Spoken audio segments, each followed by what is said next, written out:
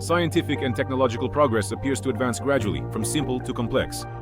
Well, let's take a look at these unique inventions. Let's start with a truly fantastic machine. It's worth showing it, if only because of its stunning appearance. It's as if it slipped into our world straight from games ruled by steampunk and dieselpunk. But it really was just like that, with steam and diesel power plants. In addition to these units, the vehicle's design included an electric transmission, which seemed unreal at the start of the last century. Here's the story of this machine. In 1889, the New York City Fire Department received a unique device, a steam pump, but not an ordinary one, a truly gigantic one. This happened because the city started building skyscrapers, and fires also broke out on their upper floors. Hand pumps couldn't cope. A serious water pressure was needed. The low-powered steam pumps didn't help either. The new pump solved the problem of delivering water to the fire. But how could they transport the pump itself to the fire scenes, considering it weighed 9 tons? 8 draft horses harnessed to a special cart could barely manage it, but turning around with such a team was not always possible. American engineers proposed using the pump's steam engine for propulsion. For a hefty sum then, $7,000, a massive self-propelled steam pump was built. It worked well, driving fast and delivering the pump where needed, but there was one problem with the machine. No matter how fast the vehicle went, it took quite a long time before it could start. The steam engine needed a certain pressure to begin working, and the boiler didn't heat up instantly. So the saying to hurry like to a fire was actually dark humor in this case. In 1908, the New York steam pump got a major upgrade. For efficiency, they installed an internal combustion gasoline engine into the design. Not only installed, but working with the existing steam engine. Since the steam boiler is built into the rear-wheel drive and hard to modify, the gasoline engine powers the front wheels. That's not all. Another great innovation was introduced: electric transmission. It solved the difficulties with placing the clutch and gearbox, which couldn't be designed and fitted into the available space. The 6-cylinder engine powered a generator, which supplied electricity to the motors driving the front wheels. It resulted in a unique design. Considering the steam drive could also be used, making the pump an all-wheel drive machine, the car was truly remarkable. According to rumors, after working for many years, the car was eventually decommissioned and sold to a private collection to some lucky person. But here's a domestic development. Although implemented in England, the fantastic 2-wheel Gyrocar of Count Shilovsky, briefly. We already showed it in one of our videos, but now we'll add some details that few people know about. In 1914, a very interesting car was shown in London. It was designed for 4 people, with a gasoline internal combustion engine under the hood that was gaining popularity. But the car had only 2 wheels. They sat as if on a bicycle, but the vehicle stayed upright even when still or moving slowly. The remarkable mechanism was invented by Count Pyotr Petrovich Shilovsky, who was once governor of Kostroma. Shilovsky didn't hide his device. A spinning flywheel maintained his car's balance through a gyroscopic effect. The car weighs about 2,750 kilograms. The metal flywheel was 12 centimeters thick and a meter wide. A pair of 50-kilogram pendulums helped prevent tilting. The pendulum was spun by a special electric motor powered by the main engine. Shilovsky first presented his invention in his homeland, but was very disappointed by the authorities' response. In 1912, he proposed his device to an automobile factory, got approval, and 2 years later showcased the car to the public. No matter how surprised people were or how hard they tried to rock it, the car never showed any sign of overturning. Smilev, people tried switching seats in the moving car. The Gyrocar showed impressive stability and reliability. The inventor patented it in England and Russia. The outbreak of World War I and the October Revolution ended Shilovsky's plans to produce his cars. The Count went to Russia, where the Soviet government initially welcomed him warmly and even allocated funds for the development of a locomotive with the same mechanism as the car. But then the Count was eventually forced to leave for England again, where he died in poverty after World War II. The first working Gyrocar was buried to protect it from destruction during military operations. In 1938, the unique car was unearthed, restored, and displayed at the Wolseley Factory Museum for 10 years before being considered worthless and scrapped. Pyotr Petrovich Shilovsky also created other notable inventions, including the Aroscope gyrocompass for airplanes, which was used on the Ilya Muromets, and a stabilization system for ship guns. It was given back to the English because it drew no interest at home. In the 1970s, a bus with a flywheel recuperator drove through Kursk's streets. The device stored energy that had previously been wasted during braking and then returned it to the wheels for acceleration and movement. Nurbem Gulia's mechanism enabled savings of up to 40% in gasoline consumption. Professor Nurbe Vladimirovich Gulia, author of over 700 scientific papers and 400 inventions, has dedicated his life to energy storage. The flywheel accumulator, limited by several factors, is mainly used in stationary energy systems rather than transportation. Since its invention, Nurbe Gulia's super flywheel has seen several technological changes. After all, the higher the rotation speed of the flywheel, the more its particles stretch the disc, trying to tear it apart. Because a flywheel rupture resembles a grenade explosion, engineers added a large safety margin, making its energy capacity 3 times lower in practice than its potential. Nurbe Gulia was the first in the world to create a super flywheel wound from a steel tape or high-strength fiber. A magnetic suspension was used. Such flywheels are extremely strong and energy-dense, and their rupture in case of an accident is safe. Nurbe Gulia's ideas are widely used in the energy sector abroad.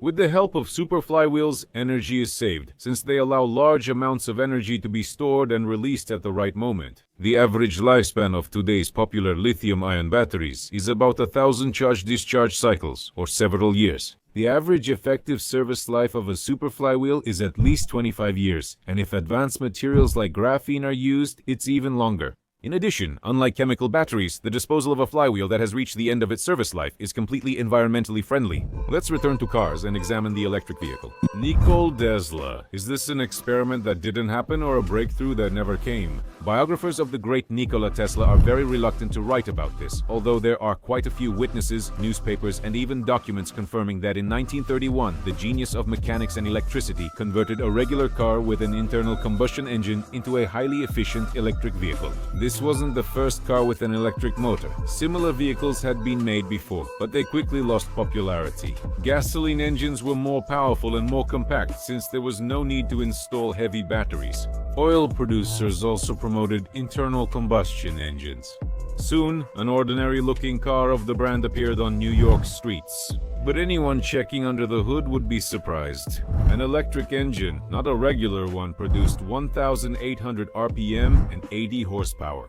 It was quite a solid unit, about a meter long and 80 centimeters in diameter. There were no visible power sources. Tesla assembled the power source himself in his hotel room, using radio parts he bought at the local store. There were definitely wires, resistors, and 12 radio tubes. The power source was placed in a regular wooden box measuring 60 by 30 by 15 centimeters with a pair of steel rods about 8 centimeters long sticking out. Extremely concerned about keeping his invention a secret, Tesla assembled everything by himself. Once everything was set, Nikola entered the cabin, secured the box behind the seat, connected the wires, and said the phrase that hit the newspaper front page, "Now we have energy." Tesla then pressed the accelerator and the car moved. For a week, this car sped through New York, sometimes hitting 150 kilometers per hour. Reporters flooded the inventor with questions, especially asking where the energy comes from. Tesla smiled, gestured, and said it came from the ether. The electric car's secret disappeared with its inventor's death, but theories still exist today. What did Tesla demonstrate in 1931? Some say it was an electric car, and the energy was supplied from one of Tesla's high-frequency generators. Some say it was a bladeless gas or gasoline-powered turbine that Tesla was working on. Another theory claims Tesla used Earth's magnetic resonance, while some suggest the experiment never occurred. Now we're going to talk about an invention that everyone would want to have in their car. Since the 1980s, advanced car suspension systems have used electromagnetic fields in their design. The idea was to create a device that would turn the elastic element into one that dampens vibrations using the force of an electromagnetic field. Imagine riding in a car that moves smoothly, glides over bumps and barriers, and generates energy from driving on uneven surfaces. That was exactly the dream cherished by experimenters of those years, and this dream was realized in concrete prototypes. Dr. Amar Bose, an early developer of such a suspension, was also a leading innovator in audio systems. His invention was based on a linear electric motor, which combined elastic elements, shock absorbers, lateral stabilizers, and other familiar suspension components. A significant advantage of the developed system was that the driver could switch the consumed energy from electric to mechanical. The force required for the suspension to operate is generated during driving by means of inactive electromagnets, which allowed for significant fuel savings. This suspension worked flawlessly, accepting energy anytime. When the system was powered down, the electromagnetic suspension switched to a standard mode, like many lever-type suspensions. The central processor controlled voltage to each of the 4 linear electric motors, generating a pushing force on each rod. On 4 rods, it could lift up to 1.5 tons, about the weight of a compact car. The linear electric motor kept the chassis at the required height, regardless of load. This is known as static compensation. Additionally, the electromagnetic suspension offered dynamic compensation by eliminating the car's lateral roll. With this setup, transverse stabilizers aren't needed. Even longitudinal pitching during acceleration and braking would likely disappear. The unique system reacted to bumps and corners up to 100 times per second. Notably, in this setup, the central processor controls each of the 4 linear electric motors individually. What does this offer? For example, it enables separate control of the front and rear suspension stiffness. When the car turns, the linear electric motors power the vehicle to mainly lean on the outer rear wheel. And such a car gets extremely light oversteer. In the case of a turn, the load smoothly shifts to the outer front wheel. As a result, the vehicle moves smoothly and doesn't dip or sway in any turns. All these driving benefits, smoothness, high-speed stability, comfort, safety, and efficient energy use, could have been included in mass car production in the 90s. Even today, most car enthusiasts still drive in the old-fashioned way, similar to horse-drawn carriages, experiencing sagging, tilting, and jolting during turns. Work on the suspension was classified and given a misleading name, but the world's best suspension was never produced. Why? They say that the design proposed by the engineer had many drawbacks in the eyes of the auto giant's management. The main one was the complexity and high production cost of the suspension. Boza. But on July 12, 2013, Amar Bose died of a heart attack, and in 2017 all the company's developments were sold. Another story comes to mind, which we mentioned in a previous video. Let us briefly remind you. In the 1970s, inventor-mechanic Tom Ogle created a new type of carburetor. Although Ogle's device was tested and allowed a car to travel up to 48 kilometers on 1 liter of fuel, it was never produced commercially. The carburetor worked by heating gasoline into vapor, which entered the combustion chambers. This required a fuel tank with structural support similar to a high-pressure vessel. Ogle's invention not only saved car owners money but also created almost no pollution. He even claimed the car with his carburetor produced exhaust clean enough to dry hair. On August 19, 1981, Ogle collapsed and died. The death was ruled a suicide after a brief investigation. But several people close to Ogle did not believe that the young mechanic could have killed himself. Tom Ogle's works were known as the most mysterious in automobile history, much like his mysterious death. But let's get back to the topic of our video. Along with Amar Bose, the Swedish international engineering company, based in Gothenburg and the world's largest maker of bearings, lubrication systems, and mechatronics, and the world's largest auto parts manufacturer, headquartered in the United Kingdom, also developed and implemented magnetic suspensions for cars. The Swedish company introduced its own suspension, emphasizing design simplicity and reliability. The device is a capsule with 2 internal electromagnets. The car's sensors gather road data and send it to the onboard computer, which adjusts the vibration dampening component's stiffness. In this way, the car determines the most suitable driving mode by itself. If the control systems fail, the suspension will still work due to the springs. A key advantage is its ability to switch from automatic to mechanical mode.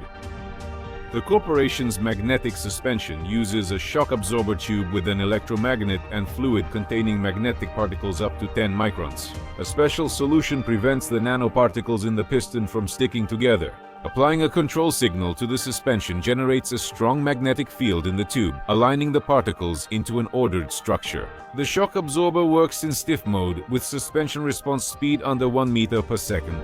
Another obvious advantage of this device is the increased level of safety when driving the car, because if the suspension control system fails, the suspension can still operate thanks to the hydraulic shock absorber. the newest and smartest on electromagnetic suspension. Let's discuss recent global automotive industry developments with electromagnetic suspensions. Using the example of the latest generation sedan, it has become one of the smartest cars to date. With its example, we will see how breakthrough technologies, which can no longer be held back, are becoming available to ordinary people. After all, to experience the wonders of the suspension, you only need 6 or 7 million rubles, or maybe in about 20 years. A set of electromagnetic shock absorbers with a control unit will be available for purchase at any store. If you strip it down, in the front part you can see the electromechanical part of the chassis, which includes motors, a housing with a titanium torsion bar, and struts connected to the steering knuckles. This sedan uses a platform in its operation. Instead of traditional anti-roll bars, electromechanical actuators are used. Of course, for each wheel individually. The 48-volt roll suppression system, which was previously adaptive, has evolved into an active one. The front camera acts as an all-seeing eye, monitoring the road conditions and capturing the situation 18 times per second. The car's electronics use camera data in milliseconds to decide how and when to react, ensuring passengers don't feel bumps or turns. That is, the onboard computer sends a command to the electric stabilizer motors to adjust a specific suspension arm over a bump or pothole. Components like shock absorbers and air springs that dampen vibrations also receive the necessary command. Though it has many advantages, this vehicle control system's measurement accuracy depends on road visibility. Accuracy drops sharply in foggy conditions. Let owners share how this car handled this year's winter wonderland in the comments, or just people who know about it. Nevertheless, the developers did their best to make driving as safe as possible and programmed the car with a clever trick that, as of today, is only used here and nowhere else. The car detects collision threats using autopilot sensors that scan its entire 360-degree surroundings. If a side impact is unavoidable, the active suspension instantly raises the dangerous side of the body, reducing collision damage. Here, the massive threshold and sturdy floor absorb most of the impact, not the doors. Many experts are confident that major car manufacturers like Volkswagen, General Motors, Hyundai, and others will soon start using electromagnetic suspension. The advantages of such a system turned out to be so significant and attractive for both manufacturers and consumers that in fact they forced electromagnetic developments to reach a global level. Now on YouTube you can see things like this, and this, and this. What creative minds on AliExpress can invent is another story. There seems to be no limit to human ingenuity. Some add aircraft engines to motorcycles, others keep adding pistons, while some just keep building things. Trucks with 3 turbojet engines worth $500,000, where the driver experiences 6 Gs of acceleration at the start. But in reality, for the most part, only 2 scientific fields, digital technology and genetic engineering, are making huge leaps forward. Meanwhile, all other new products and inventions are simply echoes of the 1950s and 1960s when these technologies were being developed. Why are trillions invested in digital technology and genetics? We'll explain at the end of the video. And now, let's take the automotive industry as an example. It hasn't advanced much over the past 100 years. Cars essentially are pretty much the same as they were at the very beginning of their development. Not only have they not learned to fly, as we were promised in science fiction movies, but they still run on petroleum fuel. For example, here's the latest and most complex spherical internal combustion engine. The operation of this engine is based on 2 curved double piston heads that rock on a single axis. Titanium spheres located at the top of each of the 4 pistons act as ball bearings, moving along a special channel. It's beautiful but basic, still the same internal combustion engine from a century ago. Another supposedly revolutionary development is the axial engine. This unit has 5 cylinders, only 3 fuel injectors, and no valves. Yes, this engine is lighter, more compact, and can run on a wide variety of fuels, but it's still the same internal combustion engine. Just like this one. An engine with 2 cylinders, each holding 2 opposing pistons. The engine weighs only 134 kilograms and produces 325 horsepower. There's also a rotary engine, which received funding from the United States Department of Defense and many others. It's clear that you can endlessly improve a familiar technology by increasing speed, reducing fuel consumption, lowering emissions, and trying to meet increasingly strict eco standards. But the essence remains the same. At this point, we still have the same internal combustion engine, just a side view with added features.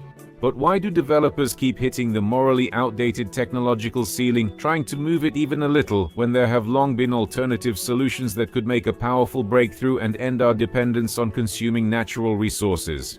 The answer can be summed up in one concise word: oil dollar. Technologies that reduce fuel use, simplify, or cut production costs will inevitably be nullified.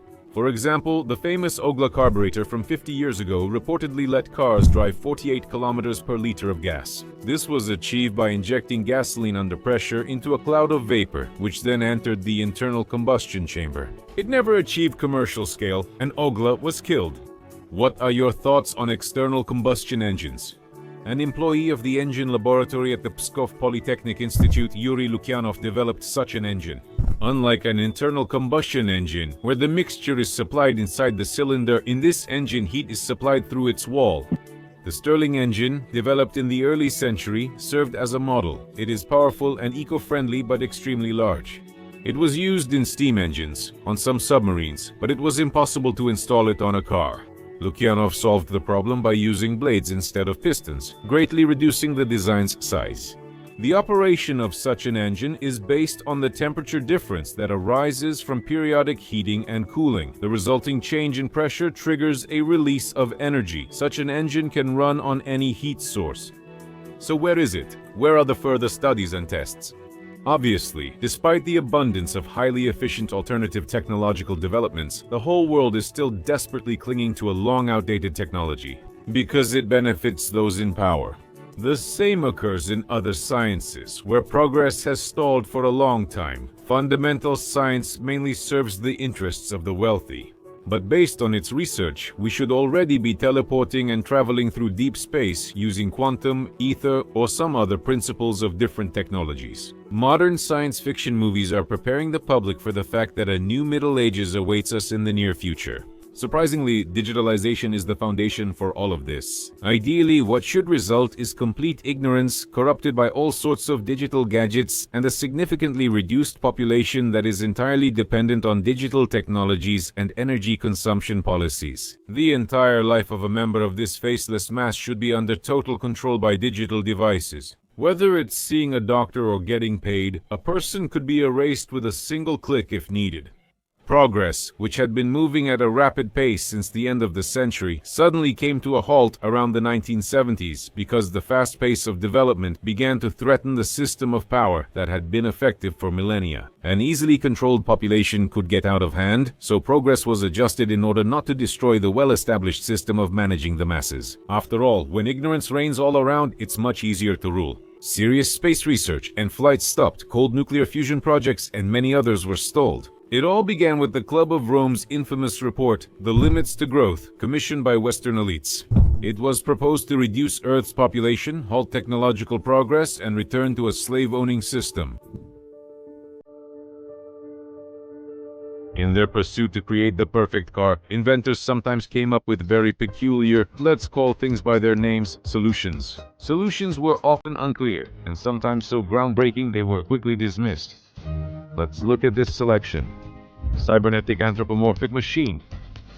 In the 1960s, the United States government ordered the development of an all-terrain vehicle capable of delivering people and equipment to hard-to-reach places.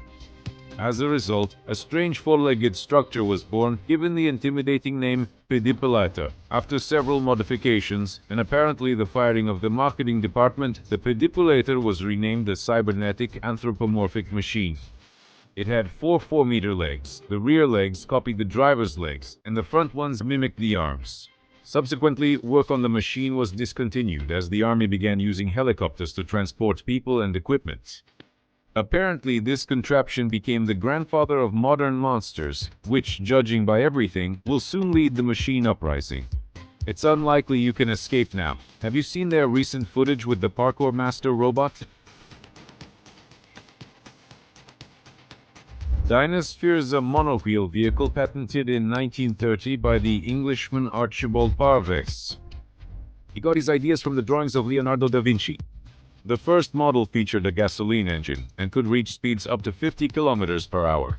The driver's seat and engine were mounted on one frame and placed inside a large wheel on small rollers. The movement of the dynasphere was achieved by the driver trying to lift his seat along the inner rails, thus pushing the mechanism forward, and to turn, the driver had to lean in the desired direction. Parvis developed 8 models of the Dynasphere for different numbers of passengers, and Dynasphere 8 was designed exclusively for beach trips. A similar model, by the way, appeared in one of the Men in Black movies and is called the Intracycle. Constantini's motorized skates were patented in 1912. They looked like regular roller skates, but each was equipped with a 1.5 horsepower engine, a battery, and a fuel tank. The skates could reach speeds of about 30 kilometers per hour and cover a distance of 50 kilometers before running out of fuel. Motorized skates never really became popular. They never went into mass production. Although a little later, someone named Mercier tried to modify Constantini's model. His skates had an engine on only one skate. Henry Ford presented the world's first plastic car model in 1942. Most metal was used for the military then, which actually led to this strange car's creation. According to Ford, the plastic body was meant to make the car lighter and cheaper. Of course, most of the car was made of metal, but 14 parts in the vehicle were made of bioplastic, which allowed the weight to be reduced by almost a quarter. The bioplastic was developed in Ford's lab as he was very interested in using plants for car manufacturing. He saw soybeans as especially promising. Therefore, the body was made from recycled soybeans, wheat, hemp, and other plants. One of the main drawbacks of the car was that the soy-based bioplastic smelled incredibly bad. Torpedo Tucker. After World War II, a man named Preston Tucker came up with the idea to create his own car factory. His main creation was the Torpedo Car, a 2-door vehicle with a streamlined body, a large rear window, and a 2-piece design with a keel in the middle. With a 6-cylinder boxer engine, a displacement of 9.6 liters, and a power output of 150 horsepower. At that time, the market was monopolized by the big Detroit trio, General Motors, Ford Motor Company, and they did not want any competitors to appear on the market, so lawsuits started pouring in. The company was lacking shareholders and generally short on funds. The Tucker car never went into mass production, and the inventor himself passed away in 1956. Propeller cars. In the last century, about a dozen concept cars with propellers were built, and experimental models were presented in Germany and Argentina, but none of them went into production due to safety concerns. One of the main advantages of propeller cars was the absence of brakes. In addition, they were more stable than regular cars and could be powered by aircraft engines. But because of the danger to any living creature, the propeller could cut someone to pieces if they got under it. They still haven't mass-produced them. A word formed from dynamics, meaning the maximum tension. This is a trademark registered by architect Richard Fowler, and a car of the same name, a 3-wheeler with 2 wheels in the front and 1 in the back. The teardrop-shaped car could reach up to 140 kilometers per hour, designed like an airship. It even had wings. The car was unstable. After it overturned and killed the driver during testing, investors refused to fund mass production. Model of the Italian factory, one of the first aerodynamic cars. It was built on a chassis from STO and had 2 wheels in the front and 1 in the back. The car could reach speeds of up to 145 kilometers per hour. The founder of the company, Battista Farina, met with many investors. No one wanted to invest money in the production of this model. Later, it was redesigned with 4 wheels. Actauta, the brainchild of industrialist Milton Reeves, saw the light of day in 1911. It was much more comfortable, faster, and more reliable than other models on the automotive market, but its strange appearance, the car had 8 wheels, scared off potential buyers. The high price was off-putting. In 1911, it cost $3,200, and for that amount, you could buy 4 cars.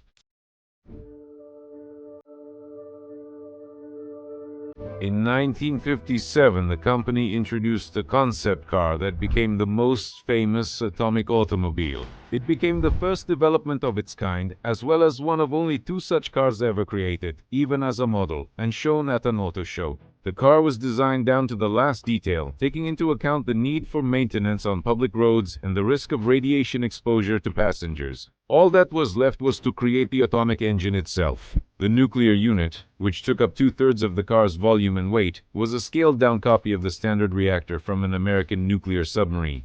However, shrinking a 35-ton, 6-meter-tall giant to car size was very difficult. In the small space, the reactor, a steam generator, and 2 turbines had to fit, one to turn the wheels and the other to power the generator. In principle, the idea seemed workable. The main advantage was the incredible durability of the power unit. Of course, refueling new rods into old reactors was problematic, so the vehicle was only refueled by replacing the reactor. But one refueling was supposed to last for 30,000 kilometers. They planned to refuel used reactors at the factory.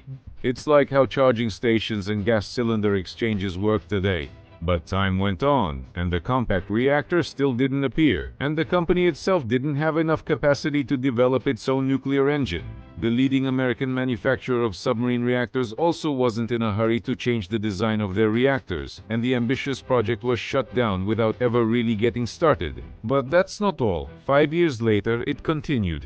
In 1961, the United Nations adopted the famous declaration banning the use of nuclear and thermonuclear weapons. Accordingly, a huge number of laboratories working in this field had to suspend their research. The effort needed urgent redirection to peaceful purposes. The company's marketers noticed a certain signal in this and immediately sent a task to the engineers to continue the Nucleon project. That's how 21 appeared. This time, the developers aimed to avoid the mistakes from building the previous model. In particular, they kept the traditional car layout: engine, then the cabin, then a normally sized trunk. Of course, the car turned out huge, but that was in the spirit of Americans in the 60s and didn't violate the average person's idea of a good car. But since a compact atomic engine still didn't exist in 1962, they had to pack as many fantastic ideas into the concept as possible. Ideas that were simply impossible at that time. These ideas attracted a lot of attention to the company itself, because the know-how that the engineers presented was half a century ahead of its time. For example, this concept car didn't have a steering wheel as such. It was suggested to control the car by touching a special panel with your fingers. This is the modern touchscreen prototype. There was also an onboard computer in the cabin, the interface of which somewhat resembled. And this was in the 1960s, when it didn't even exist yet, and Bill Gates was only 7 years old at the time. The computer's main job was route planning, serving as a global positioning system navigator prototype. Sensors throughout the body monitored road conditions, nearby cars, and weather. In fact, the engineers of that time predicted the appearance of parking sensors, rain sensors, and safety systems. The windows of the 21 had adjustable tinting depending on the amount of light coming from outside. The car was really cool and caused a sensation at several auto shows. However, this car never advanced past the concept stage due to technical barriers. Okay, that's in America, but what about here? In the Soviet Union, atomic cars were not developed, realizing that these were initially fantastic projects, just projects. But a mobile atomic power station, several all-terrain vehicles long, was not only designed but even built and put into operation. This project was called Transportable Power Station, TRI, which stood for Transportable Power Station. The power unit itself was a compact 2-circuit reactor. Water was used as the working fluid, and the generator's turbine was driven by steam. The equipment was mounted on a chassis from a heavy T-tin tank and received the general name Energosamokhod. As a set, the power station consisted of 4 energosamokods. The first carried the reactor itself with shielding and an air radiator. The second had steam generators and circulation pumps. The third housed the turbo generator. The fourth contained the control panel and backup equipment. Deploying the station took several hours. It could not operate while moving because all the energosamokods had to be connected with wires and pipelines. It was not difficult to provide shielding, since the reactor that required isolation was located on a separate energosamokod. They put it in a sealed lead container, and operators stayed away during operation. The mobile nuclear power plant was ready for operation, and on October 13, 1961, the first trial launch of the station took place. It performed well. Tests continued until 1965. But one problem arose. Neither industrialists nor scientists were able to find any practical use for this installation. It was originally designed to operate in the far north, but traditional liquid-fueled installations turned out to be simpler and cheaper. Economic impracticality forced the project to be shut down in 1969, so the unused Transportable Power Station 3 was mothballed. Meanwhile, work began on a second mobile nuclear power plant, Pamir 630D. Heavy MAZ vehicles were used as the chassis. In many ways, this plant was more successful than Transportable Power Station 3, but unfortunately, its first test launch took place in 1985, shortly before the Chernobyl disaster. Therefore, after the accident at the Chernobyl nuclear power plant, most of the work in the nuclear field was shut down. What do you know about your car's engine, the heart of your vehicle? What might it be like without technology being held back? Let's start with those that are not breakthrough technologies. These are simply modifications of engines that run on combustible fuel. Here's an orbital-type internal combustion engine, and the Skyactiv X from the company, which uses diesel combustion methods synchronized with a gasoline engine. Here's a rotary engine developed with United States Department of Defense funding. Here is another unusual engine. It uses designs with opposed piston movement. The emissions of this engine are lower compared to similar engines, but still, its concept can't be called fundamentally new. All these seemingly innovative solutions are just refinements of old technologies created more than 100 years ago. Maybe engines that don't use fossil fuels are just science fiction and haven't been invented yet? No, everything was invented long ago. Let's begin with generators that split water into oxygen and hydrogen. The so-called oxyhydrogen generator in English sources, or a water engine, which we've already talked about on our channel. Here is a typical oxyhydrogen generator, which consists of many plates no thicker than a millimeter, placed in water. Applying voltage to this device generates hydrogen and oxygen via electrolysis. In the city of Baikonur, there is a man who claims that he has a similar generator that heats his house. In addition, it can be used in cars. On YouTube, you can find many videos about how to assemble such a generator yourself. There's an even more interesting invention in Technica Molodezi. Consider the date.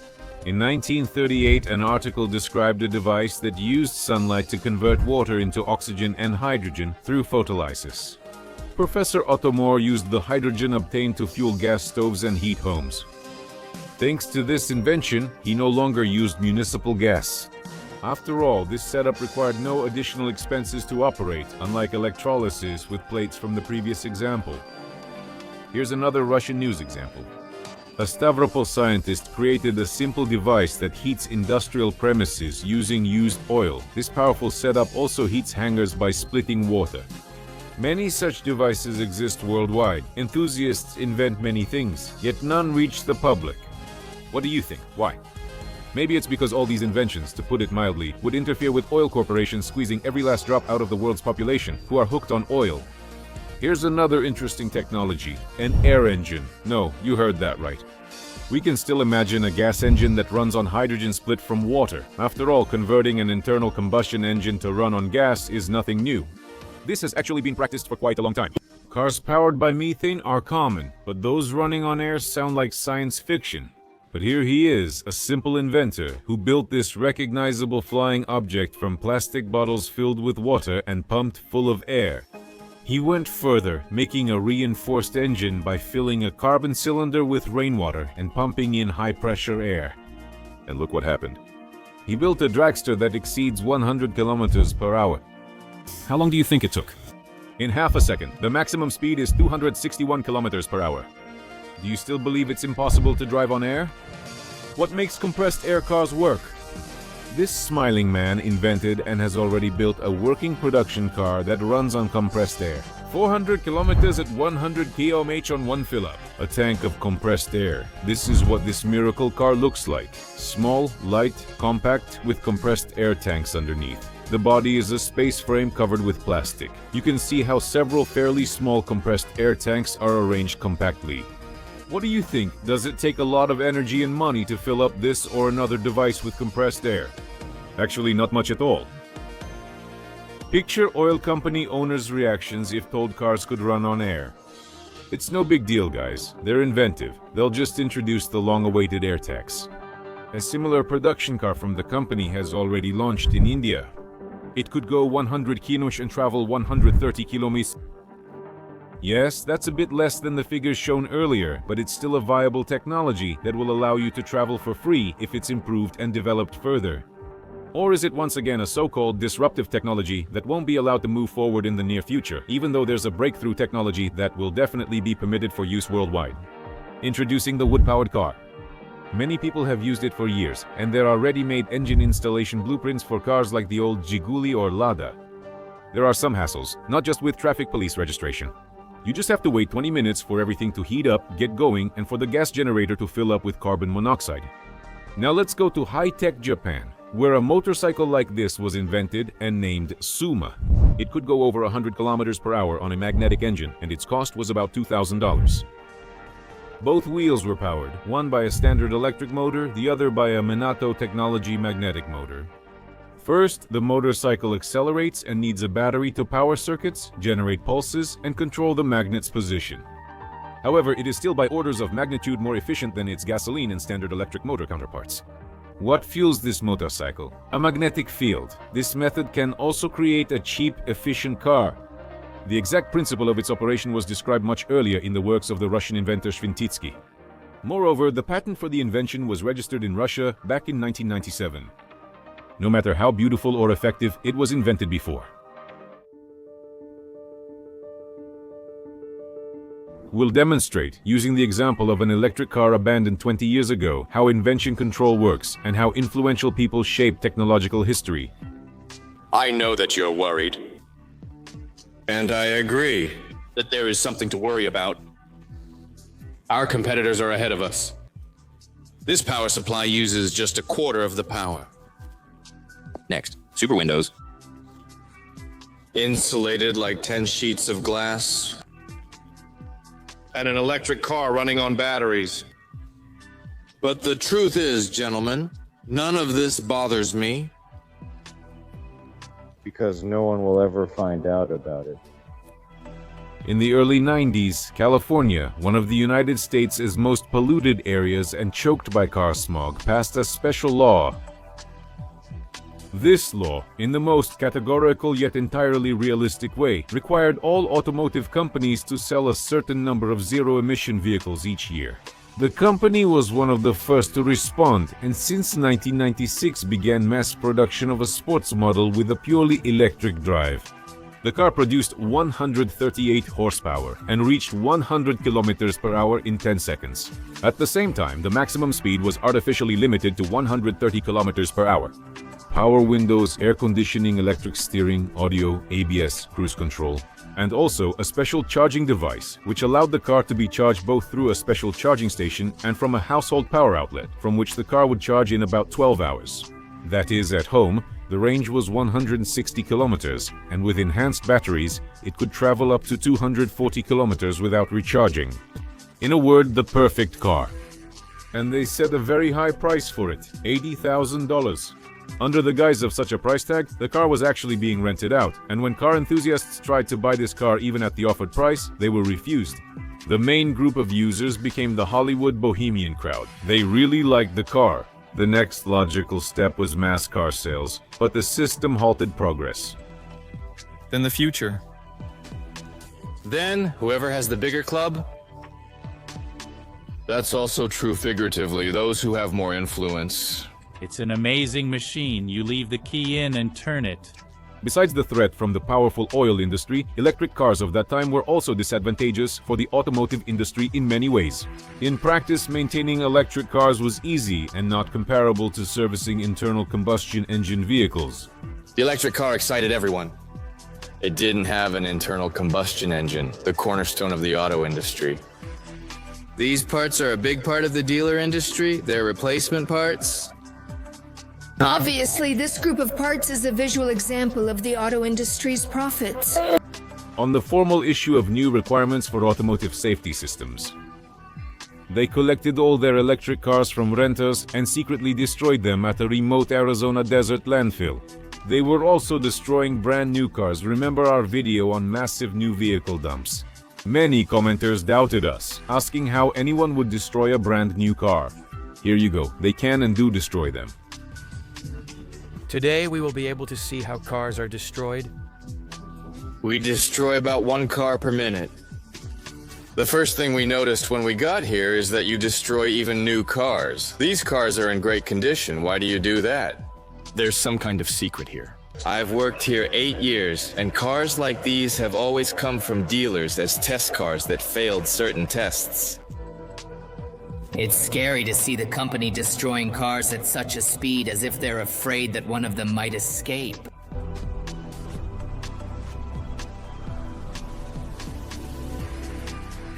4 possible outcomes exist for them.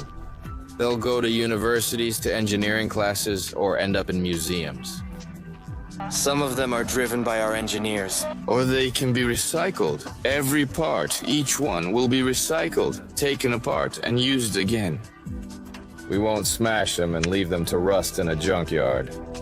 Concerned Americans organized a protest movement, tracking trucks in almost detective-like ways, leading to arrests and vehicle seizures. However, the destruction didn't attract much public interest. After all, very few people even knew about such a car. Many will say that was 20 years ago, but things have changed now. Half of China already drives electric cars, and Tesla is the car of the future, right here before us. Actually, the Tesla situation is different, and we'll discuss it now. So after a while, the car manufacturers realized that for many reasons, it was no longer possible to hold back technological progress. Electric cars are now a global trend. And then Tesla appears, whose main shareholders, in case you didn't know, are actually the leading car corporations of the world. And at the core of Tesla are the asynchronous motor, inverter, lithium-ion battery, and synchronized gearbox. In the end, what we have is the meticulous and talented work of marketers, where all the technology except for the design is bought from China, and 30-year-old developments are presented as innovations. What will the cars of the future be like?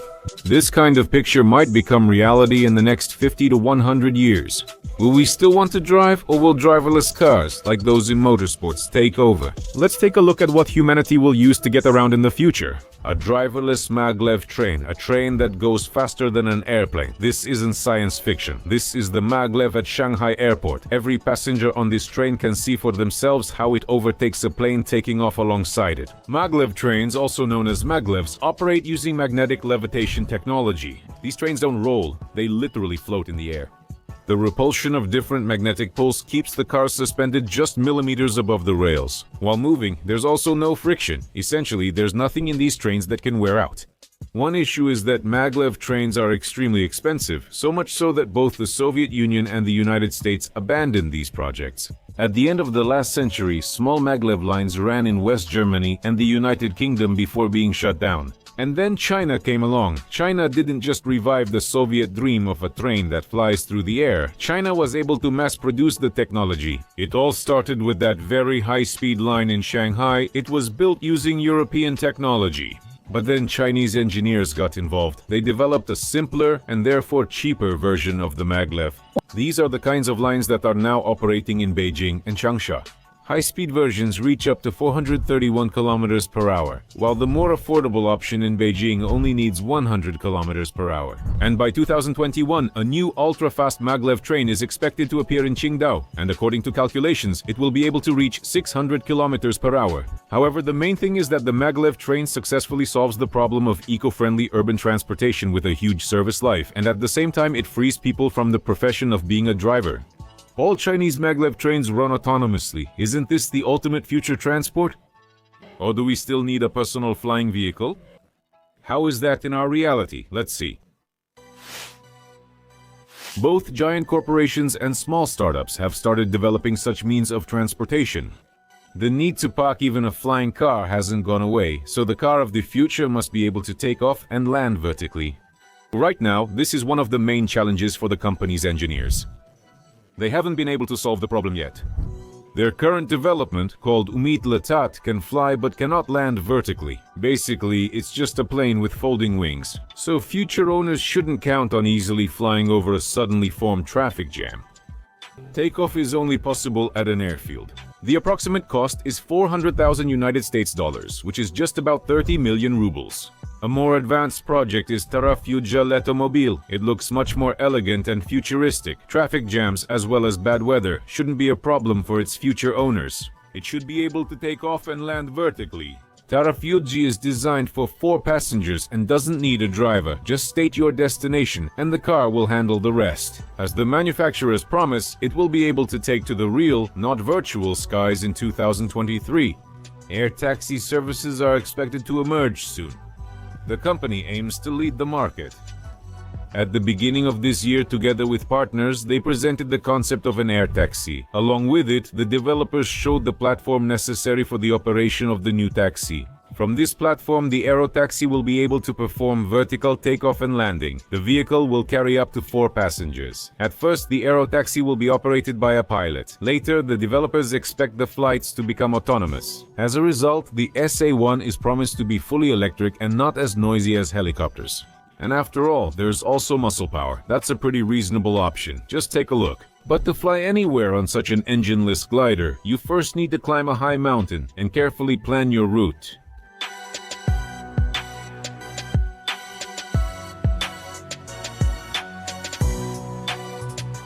Jokes aside, human-controlled flying machines aren't exactly the kind of transportation future that most futurists predict. The most promising scenario is the spread of flying drones. Even today, it's these kinds of projects that attract the most investors. Several major companies are currently working on unmanned air taxis, including an aircraft manufacturer whose vehicle made its first free flight in January 2020. Unlike the previous project, this development does not initially provide for a pilot to be in the cockpit. The electric multicopter will travel at speeds of up to 120 km per hour for distances of up to 30 km. It will be able to carry up to 4 people. Later, the Aviation Corporation and others plan to launch not just flying taxis, but also more affordable aerobuses for passengers. Drones are most clearly showcased in motorsports.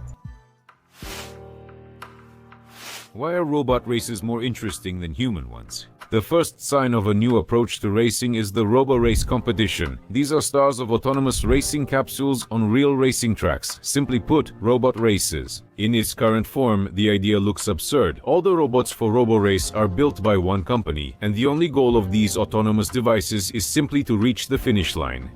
It doesn't always work out, but this is just the start. They're developing a fully electric formula. At first, people laughed, but now it's the world's fastest growing racing championship.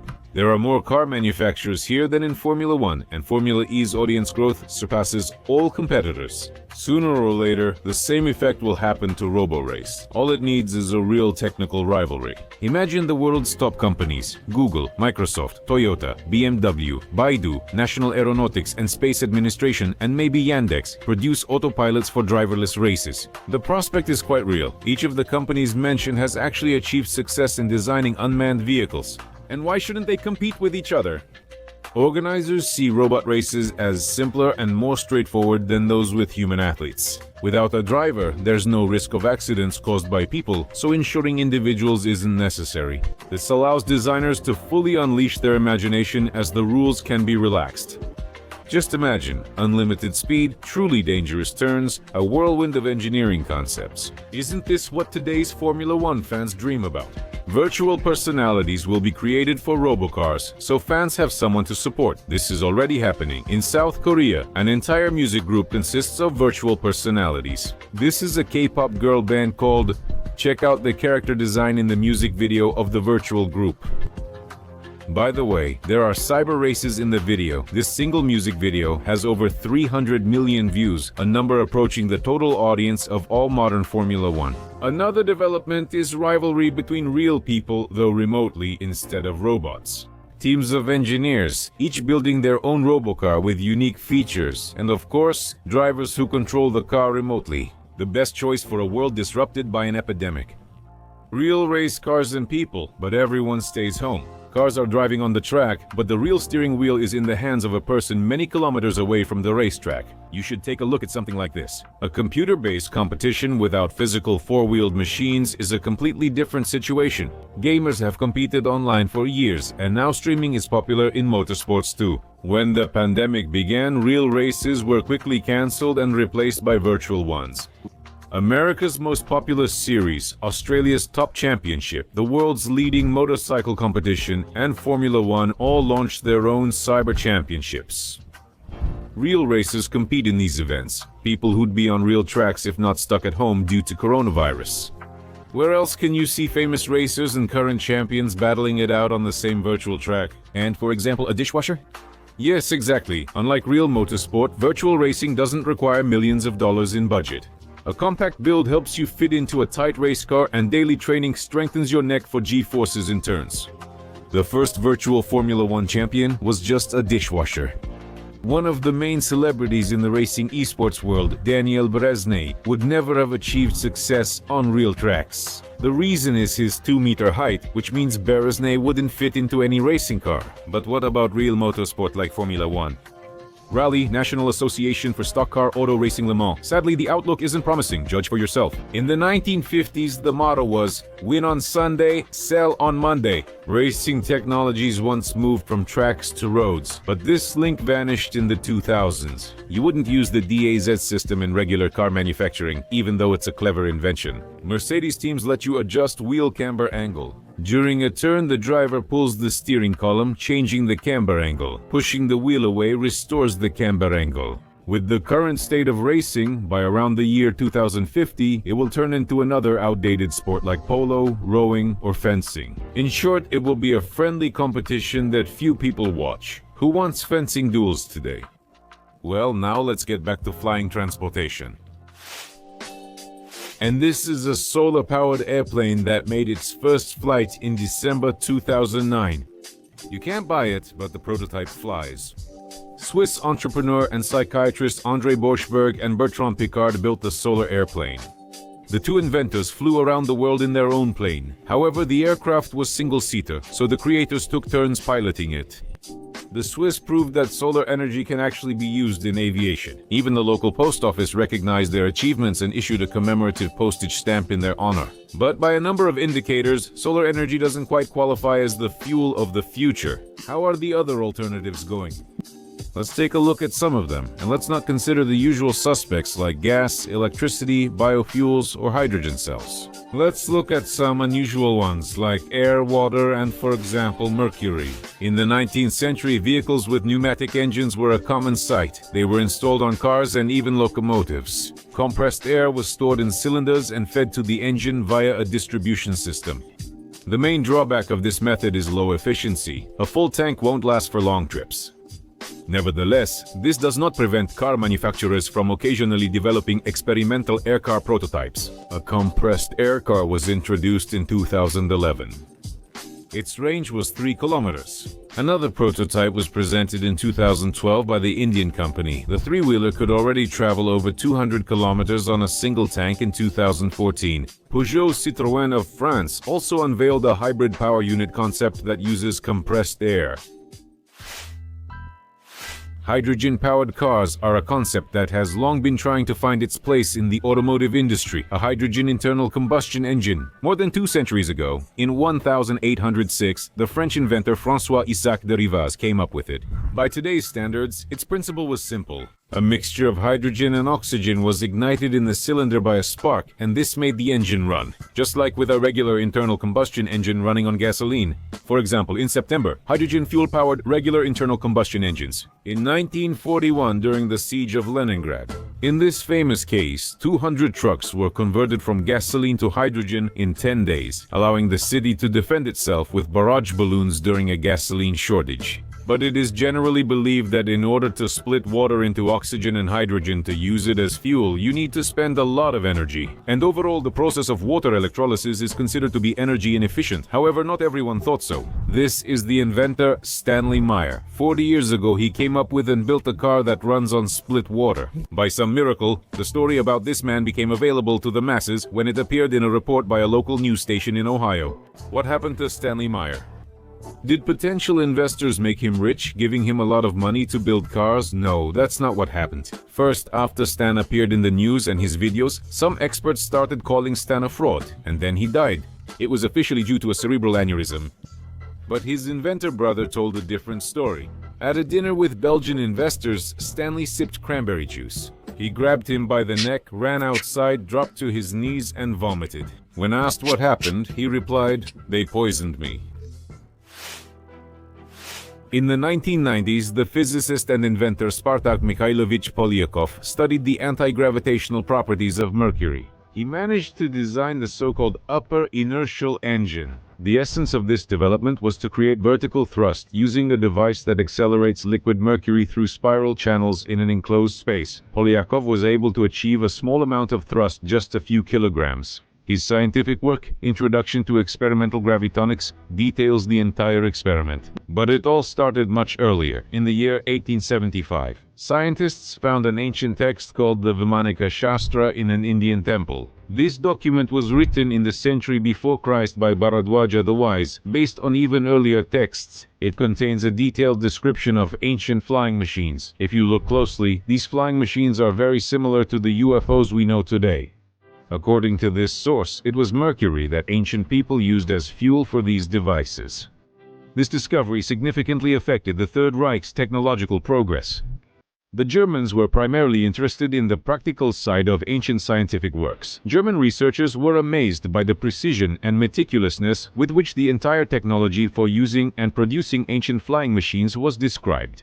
The pragmatic Germans concluded ancient people couldn't have invented all this, especially since the documents contained recent evidence of the creation of flying machines with an engine based on mercury. In May 1895, tests of an unmanned flying vehicle took place on one of the beaches of Bombay. It was created by Professor Talpad of the Bombay School of Arts. Those ancient flying machines' technologies served as the basis.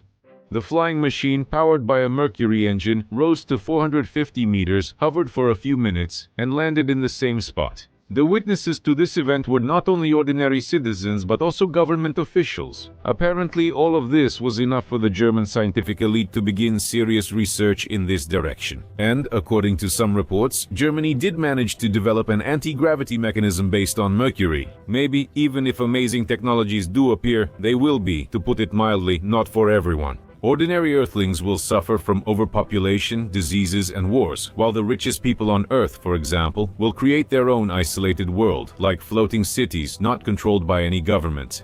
Or even, as Hollywood predicts, they will leave the planet altogether and move to a space station. With a clean environment and the highest level of healthcare, capable of handling any problem, including curing cancer, radiation sickness, regrowing lost limbs, multiple rejuvenations of the body, and much more. There will still be slums on Earth, and people will struggle to survive in hazardous environments and jobs. Or everything will be much better or much worse.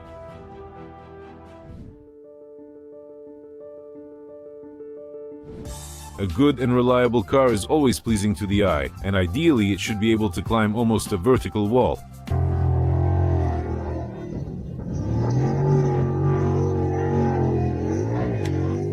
SUVs are likely essential for every man, even emperors, but with a light touch. Car enthusiast Prince Orlov persuaded Nicholas II to switch from riding a horse to driving cars, leading him to buy a garage with 56 cars worth about 1 million rubles in 1913. For the highest-ranking person, the engineer Adolf Kagreser created the world's first half-track vehicle. It had camel felt tracks on the rear wheels and skis instead of front wheels. On January 15, 1917, Nikolai wrote in his personal diary about his impressions of riding in the Wonder Machine. At 2 o'clock, I went with all the children on Kagreser snowmobiles to Pulkovo. We drove through ravines, down a hill, across fields and swamps on the Gatchina highway, and returned via Babalovo. We avoided getting stuck in the deep snow and returned home at 4, pleased with our unusual outing. This is the Rolagon, a large off-road vehicle with low-pressure tires that can pull 7 tons while weighing just 4,300 kilograms. Such a giant machine can even drive over a person easily without causing any harm. Screw-propelled vehicles. The world's first screw-driven all-terrain vehicle was patented by American inventor Jacob Moret in 1868. The principle of its movement is simple: 2 Archimedes screws, and the screw-propelled vehicle can easily travel over treacherous swamps, snowy hills, or water surfaces. The idea was picked up by Henry Ford, who equipped a tractor with screws. The screw-propelled vehicle, built in the 1920s, delivered doctors and mail in Alaska. In Russia, screw-propelled sleds were patented, created by Dergant in 1900, but the idea did not receive much approval. Later in the Union of Soviet Socialist Republics (ES), between 1979 and 1991, Zavod imeni Likhachova 2906 and Zavod imeni Likhachova 2961 screw-propelled vehicles were built. But this road train is truly unique. 1958. The United States Department of Defense ordered the longest wheeled road train in history, the 497. The monster measured 173 meters, weighed 450 tons, had 4 gas turbine engines and 56 wheels, each 3.5 meters in diameter and powered by its own electric motor. An electronic control system gave the TC-497 its unique maneuverability. The manufacturer also cared for the 6 crew members. Living modules, kitchen, mess hall, sewage, and automatic laundry. However, all this proved costly and impractical. The road train was listed for $1.4 million, but no buyer was found even by 1971. The trailers were scrapped for metal, but the tractor is proudly displayed at the Arizona State Museum. But it's not just companies that are capable of creating powerful prototypes. This spider-like machine was built by a lone inventor. The main feature is the independent 1-meter wheels with a vertical travel of 2.13 meters. And this is the creation of engineer and traveler Alexei Makarov. The polar all-terrain vehicle reaches 50 km/h on land and 5 km/h on water, powered by a 150 horsepower engine with 360 Nm torque at 1,800 RPM. It also has a propeller. The Yekaterinburg Burlak can pull 2 tons. The low-pressure tires, measuring 1.75 meters in diameter and 0.72 meters wide, offer excellent traction on any surface. The seats convert into beds for the expedition members' comfort. There's a small kitchen with a hood and a compact shower. And this is Viking from Naberezhny Chelny. Former KAMAZ employees, led by Artur Tuktarov and Leonid Kripunov, created the world's only all-terrain amphibious vehicle that has been certified to meet United Nations requirements. This technological marvel is built on a 1959 armored personnel carrier base fitted with an 8-cylinder 5.7-liter engine from a Chevrolet Corvette. The spare wheels were converted into deployable ones with hydraulic motors, and a reinforced off-road suspension was added. And of course, a harpoon and winch. How could you go without them? The first photos of the Punisher that appeared on the internet caused a real stir. Some admired the aggressive design, worthy of the Batmobile. Others mocked the huge windows for an armored vehicle, with terrible visibility due to their angle. And some even shouted, "This is fake. Fifindi, tabintuiz nadins." But in 2008, work on the project began at the Zavod imeni Likhachova factory in collaboration with the company. The full technical specifications of the futuristic armored vehicle are still classified. Of course, the large windows won't make the Punisher more survivable, but their angle increases the chance of a ricochet and minimizes damage, and the external view is enhanced by 6 cameras. But when off-road capability and payload capacity are the priorities, that's when monsters like this are created. For example, a dump truck and a dumper. Since the dump truck is fully electric, there's no need to use the brakes while going downhill. Its huge electric motor acts as a brake operating in generator mode. The electricity it generates is used to charge the batteries and is used again when the dump truck climbs uphill on the way back.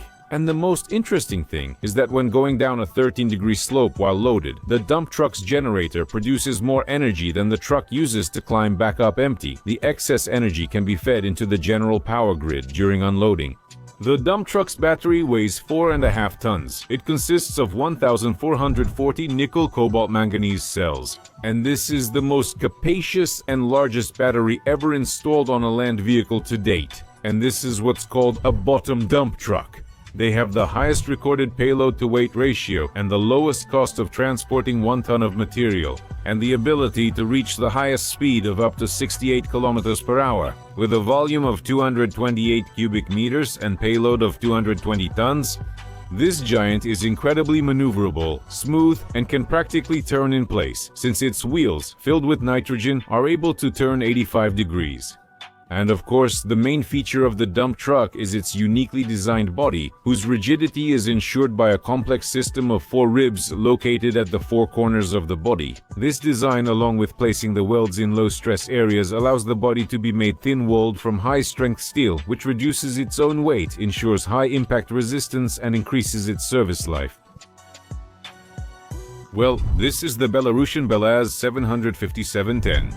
A monster truck, the largest in the world. It can carry 450 tons of cargo at a time. The length of this giant reaches 20 meters, its height is 8.16 meters, and its width is 9.87 meters. Two all-wheel drive diesel engines provide this special vehicle with up to 8,500 horsepower. Each tubeless pneumatic tire can support up to 102 tons. This truly gigantic truck is equipped with a diesel-electric transmission. Two 16-cylinder diesel engines start a generator that produces electricity to power 4 electric motors. The fuel consumption is a mere 1,300 liters per 100 kilometers. And this is the Japanese unmanned vehicle Komatsu, which is equipped with a 2,700 horsepower engine and can move forward and backward at the same speed. It features all-wheel drive, steering, and four-wheel rotation. Thanks to these features, the time needed to position the dump truck for loading and unloading is reduced, and minimal overburden removal is required at the site, since there's no need for the vehicle to turn around. The transmission consists of 4 electric motors, a dynamic brake, modified wheel reduction gears, and a generator. The autonomous dump truck has a payload capacity of 230 tons and an operating weight of 416 tons. This is the first dump truck with an electromechanical transmission. They also have an unmanned truck. It doesn't even have a traditional cab. The truck is controlled by an intelligent system connected to the logistics system. This way, it receives precise instructions on how much cargo, where, and when it should be delivered so that production doesn't stop. A full set of cameras, radars, and sensors makes it easy to find the way while moving in the specified direction. The absence of a cabin has significantly reduced the height of the truck, making it much easier to load. It's not electric at all. It has an internal combustion engine, and it emits a minimum of harmful substances into the atmosphere because it runs on renewable biofuel.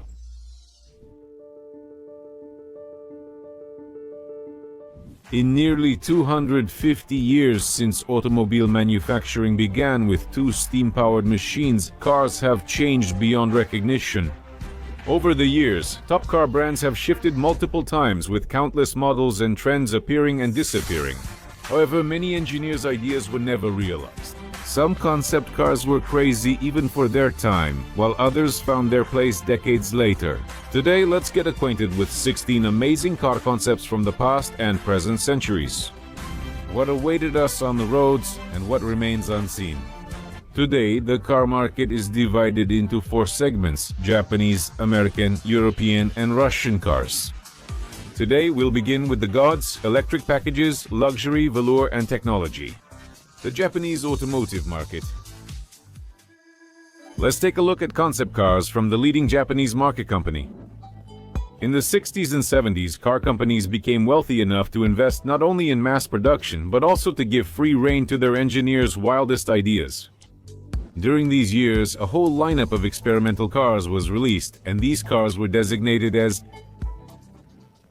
The first to stand out among this lineup was an ancient ancestor of the future, on which front-wheel drive was used for the first time. The next interesting specimen. And this is a concept that was way ahead of its time because it was one of the first electric cars. The small 3-wheeled monster barely resembled a car and didn't impress the public at the time. And we'll finish this amazing lineup with a real racing car. This model was clearly intended to participate in races and made it obvious by its appearance. A 450 horsepower V-engine disc brakes and streamlined design guaranteed victory. But unfortunately, the race car never made it to the assembly line.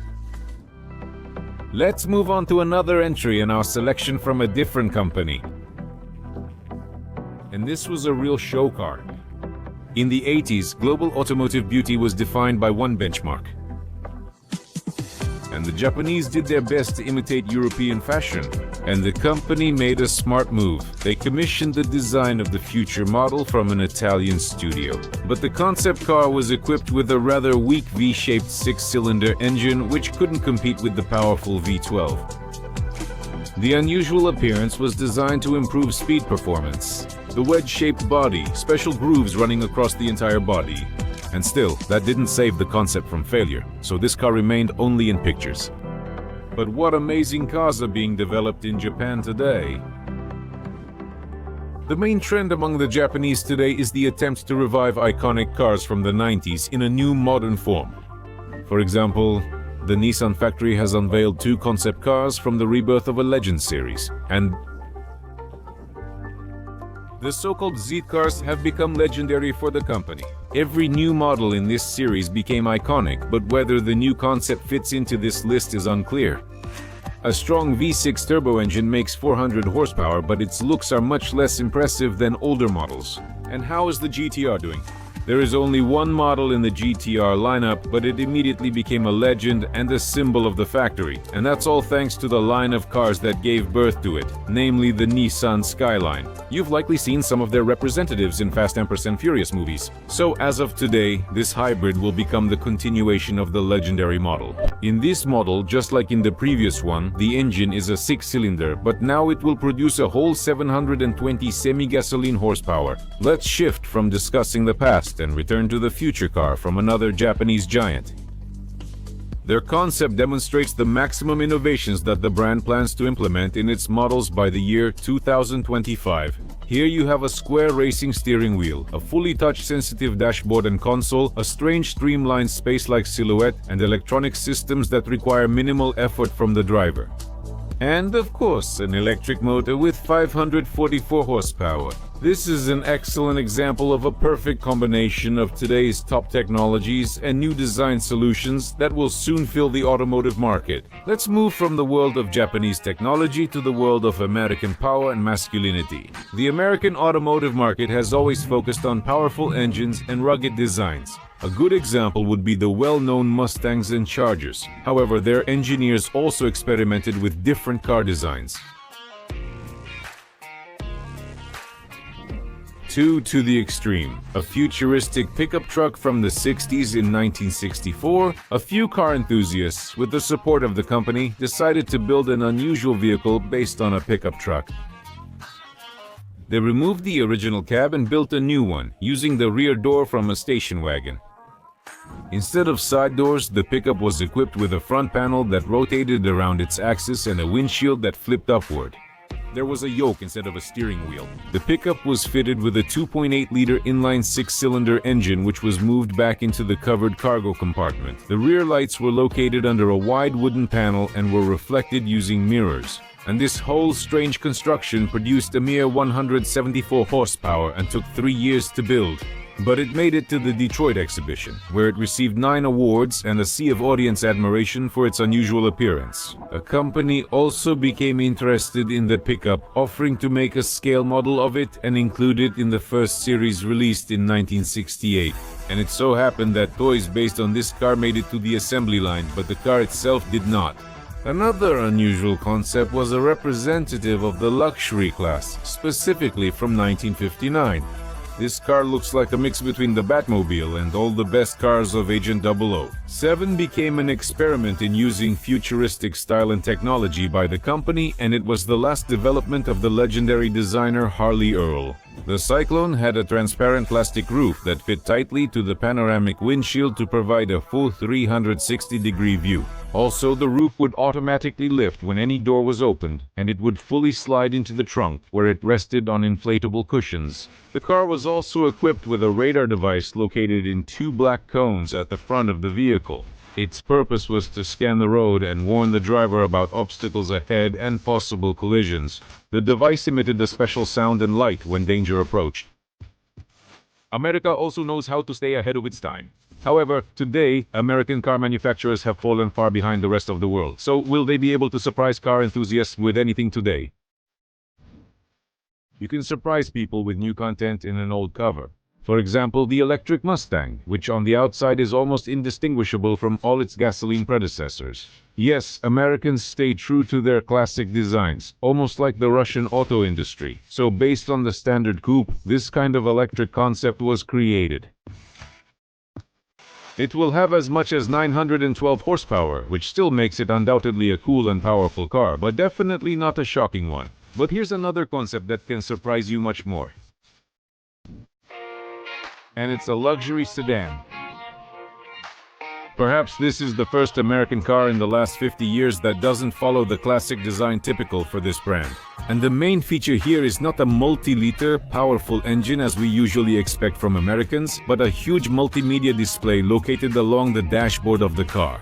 That's how time and fashion force classics to take on a new, unusual look. The Japanese chase after technology, while Americans strive to preserve the classics in a new era and changing trends. And what about the Europeans? The perceptions about them are quite mixed. Ferraris are fast and always fiery, Mercedes are impressive and aggressive, and there are plenty of different popular brands. But whose concepts shook this world? And I'd like to start with a strange half car, half motorcycle, half moped, which at the same time is a cousin to something everyone knows. And this. Yes, Italians are passionate and unique not only in their behavior but also in car design. This is not a car or a motorcycle, but an impressive blend of both, intended as a leisure vehicle. This prototype was developed on the chassis and components of a production OT motorcycle. The concept car received a traditional upright seating position and corresponding seat design, wheel styling, a steering wheel, and handlebars. But that's not the most amazing part. The car could accommodate up to 9 people, and each person had their own handle to hold onto and a personal seatbelt to make sure they didn't leave the vehicle before they were supposed to. And it was a fully functional prototype with an engine from a racing model boasting a whole 134 horsepower. The handles and seatbelts will be useful. The next guest will be the minivan Burton Lamborghini Genesis. First of all, it's a Lamborghini. Second, it's a minivan. If that combination hasn't shocked you already, then take a closer look at its appearance.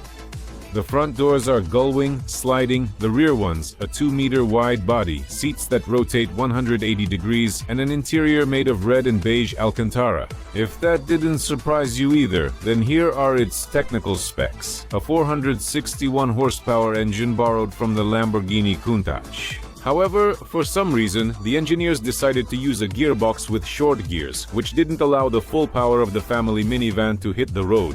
That's probably why the car never saw the light of day, because if a car can't go fast, it's not a Lamborghini. Today's European standards and ambitions are drastically different from what we could see in concept cars of the 80s. You'll see for yourself now. And the first one you'll see is a true businessman in the world. The car is the Mercedes-Benz Vision AVTR, but its appearance is completely different from the typical models of this brand. First of all, it's an electric unmanned vehicle, and as the car itself claims, it points far into the future to spark our imagination, just like good science fiction movies do. The graphene battery doesn't contain toxic and expensive elements like nickel and cobalt. It charges in 15 minutes and is always ready for recycling. At the same time, its range exceeds 700 kilometers. Thirdly, the car recognizes drivers and passengers by their breathing and then monitors their emotional state. You don't need a psychologist or sedatives anymore. Fourthly, this Mercedes has 476 horsepower. Each wheel can be controlled separately, and the car can even move sideways, performing a crab movement. This is undoubtedly the most impressive concept of all, which amazes in every possible way. After such a powerful concept, it seems no one can surprise us anymore, but that's not true. Let me introduce to you, or as it's also called. And this is nothing other than an SUV sports car. The thing is, the factory decided to try its hand again at prestigious rally raids and send there not just anything but a specially built off-road sports car. The car is equipped with a 2-liter turbo engine producing 480 horsepower. It is officially stated that this level maintains the balance of power and reliability in the race, since theoretically the same engine can be boosted up to 600 horsepower. For the especially daring, you can make this monster even stronger, but it will be riskier for you. But such a concept is unlikely to reach ordinary people, so most likely we'll just have to admire it somewhere out in the desert. At the World Rally Championships, here are the interim results. The Japanese focus on style, electronics, and modernity. Americans think new things are just old ideas revisited. Europeans aim to shock and excite. So after all this, what can Russian car manufacturers offer? And I'd like to start with a concept that was later stolen from our engineers by the notorious Pagani Zonda. Introducing the Moskvich G2. The name isn't the most impressive, but its concept is truly amazing. This car was created in 1959 as a record-breaking racing car with a rear-engine layout. Almost like a Porsche, the body had a streamlined shape to achieve higher speeds. The car was equipped with an engine producing as much as 75 horsepower, a rear frame, and independent front suspension.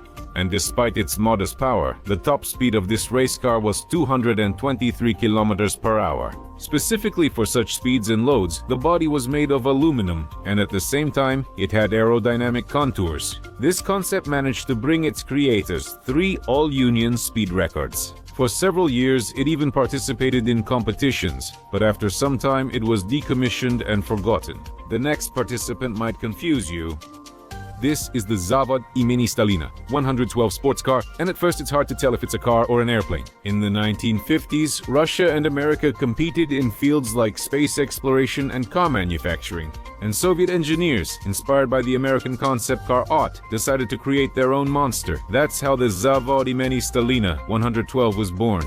The car weighed nearly 3 tons, but its 140 horsepower production engine couldn't really move such a heavy vehicle. Over time, the power grew to a record 182 horsepower, which allowed the car to accelerate up to 200 kilometers per hour. This monster consumed 35 liters of gasoline per 100 kilometers, so it was equipped with a 220-liter tank to be able to compete in races. But in addition to these difficulties, during competitions the car was covered with a plastic canopy, which didn't allow the driver to breathe properly during the races. And no matter how much the engineers worked on improving this concept car, in 1956 it was replaced by other, more successful models. During the Soviet era, the arms race drove all industries to strive for victory, but today is a different time. And what can Russian automobile manufacturing offer us today? Since we can't boast about breakthroughs and shocking concept cars, let's at least put a smile on your face. The production electric car Kama 1, or simply put the AKK of 2023-2024. The Kamaz factory promises to release an updated and completely modern AKU. If the original idea behind this body was to make the car convenient for people with disabilities, then this version of the eco-friendly electric vehicle is being presented as a car for car sharing. The concept of the acute kidney injury was presented in 2020. The claimed range with an 80,000-watt electric motor on the rear axle is up to 250 kilometers. The engine power will be as much as 218 horsepower. Objectively, this concept is not that bad, and definitely not as bad as its predecessor. We'll finish our list of amazing concept cars with something straight out of science fiction, an autonomous electric car from Sber.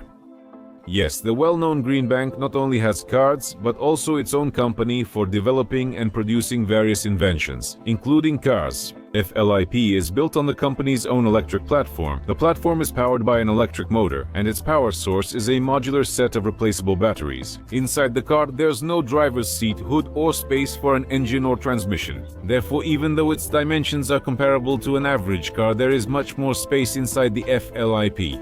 This concept is still being tested, but the company already calls it the taxi of the future. Let's see what it will be like if this concept comes to life together with car sharing from Kamaz.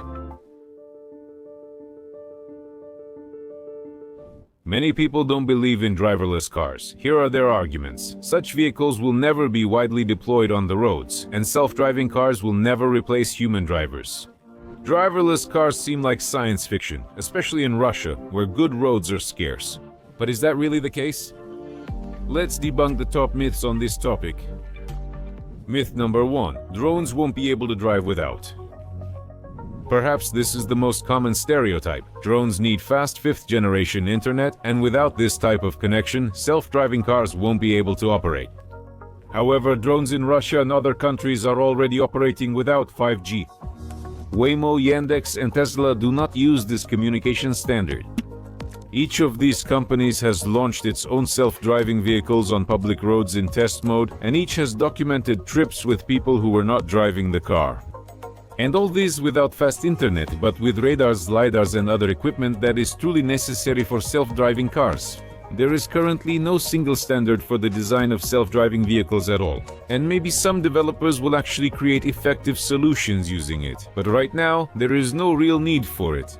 5G is by no means a necessary technology for vehicles to function properly. Moreover, even they don't really need it, since it provides data that isn't very accurate. The margin of error can be up to several dozen meters, especially in dense urban environments. For unmanned vehicles, this is unacceptable. They can't rely on such crutches. That's why manufacturers usually use it only as an auxiliary data source, while their main sources are sensor systems, cameras, radars, lidars, and high-precision maps. Moreover, creating and keeping them up to date isn't that difficult, since they're updated by the unmanned vehicles themselves. Let's add to this the fact that there's a trend towards some technology sharing, which significantly accelerates the development of the entire industry.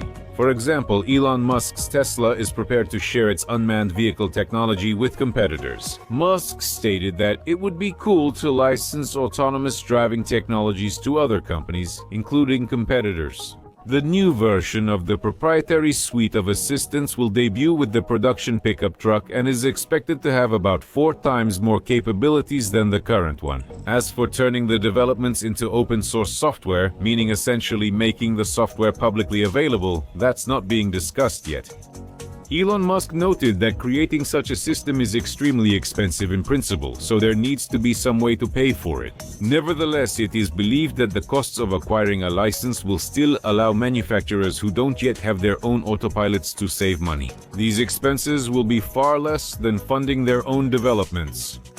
And here's another domestic example. Yandex has published the world's largest data set collected by autonomous vehicles, which is used for machine learning in unmanned systems. These are recordings of 1,600 hours of Yandex unmanned vehicles driving in Russia, Israel, and the United States of America. The data is split into 600,000 unmanned vehicle trip fragments, all anonymized. This means the public videos don't show other cars' license plates or pedestrians' faces. At the same time, the fragments contain high-precision maps of the routes, tracks of other road users, their position, speed, acceleration, and so on. Thus, the published data set contains everything necessary to solve the problem of data shift in machine learning. What is data shift? Imagine a simple situation. You got your driver's license in the summer, learn to drive pretty well on dry asphalt, and feel quite confident behind the wheel. But when winter arrives, roads get slippery, lane markings are harder to see under snow, and drivers act differently than in summer. And you have to adapt your skills to these new, more challenging conditions. Self-driving cars have to solve the same problems. And machine learning helps to handle them as it predicts the situation on the road based on accumulated knowledge. This is the same intersection in Moscow in summer and winter. In summer, drivers cross faster and take more risks, but in winter, on snowy roads, everyone is more cautious. Accordingly, the behavior model that works in summer will perform worse in winter, and it needs to be adapted. Another example is driving in different cities.